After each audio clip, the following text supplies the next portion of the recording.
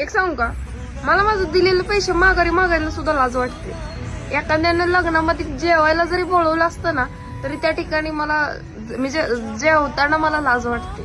मी एखाद्या ट्रिपला गेले असेल आणि तिथं माझ्याऐवजी कुणी जरी पैसे देत असेल तर मला तिथं सुद्धा लाज वाटते. मी कुणाचं काय फुकटचं खाल्लं आणि माझ्याकडून काही दिलं नाही तरी मला लाज वाटते. पण मला माहित नाही ती लोक कुठले जे दुसऱ्यांचे पैसे फसवतात, एकदा तर गोड गोड बोलतात.